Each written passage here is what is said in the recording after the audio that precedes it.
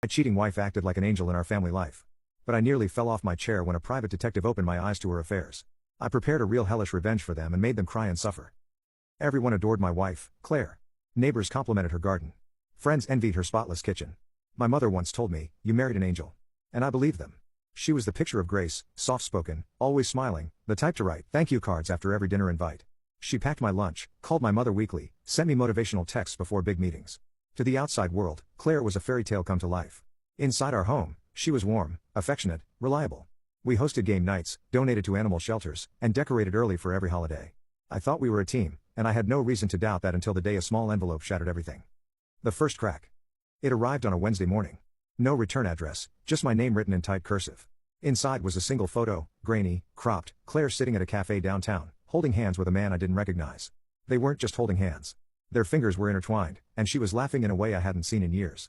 I stared at that photo for a full 10 minutes before my hands started shaking. It's probably nothing, I told myself. Maybe a mistake.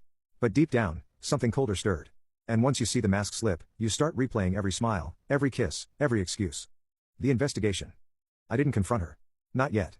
Instead, I called a name I never thought I'd need, Marcus Layton, private investigator, a friend from college who now charged $400 a day to confirm the kind of truths most people don't want to hear. He didn't blink. You want me to follow her? I nodded discreetly. No scare tactics. Just tell me if I'm crazy. What he brought me 1 week later was a digital folder labeled Claire_May 2022.zip.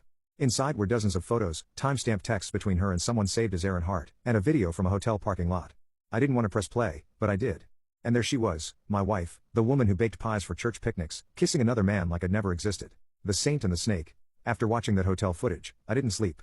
I lay awake next to her that night, the woman I once thought was the safest place I'd ever known, and listened to her breathe, wondering how many lies were hiding behind each soft exhale.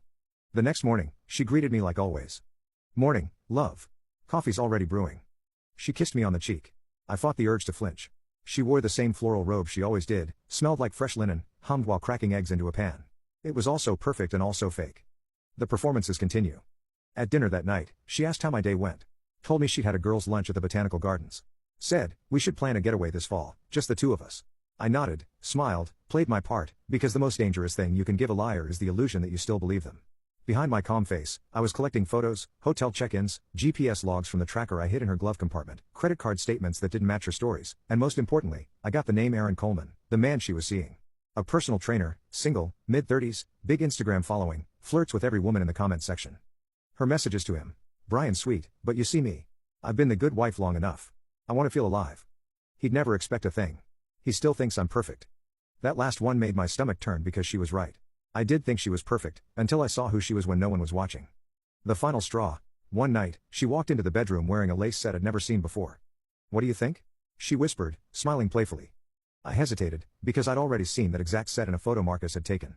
She'd worn it in a hotel 2 weeks earlier. Not for me, but for him. I smiled, steady and cold. "Beautiful," I said, "because now I know what I have to do." Hell in heels, Claire thought she was untouchable. She'd spent years perfecting her image, hosting charity events, organizing neighborhood brunches, always the first to bring a casserole when someone lost a relative. To the world, she was the definition of class. To me now, she was a ticking time bomb in high heels, and I was going to make sure she exploded in the most controlled, spectacular way possible. Step 1, the paper trail. First, I visited our family attorney under the guise of early estate planning. In reality, I rewrote our joint financials. I stopped contributing to our shared savings account, transferred my income to a trust in my sister's name, froze the joint credit card under suspicion of fraud, then let her fight the bank when her personal shopping spree got flagged. She came home that day furious. They canceled the card. Do you know how embarrassing that was?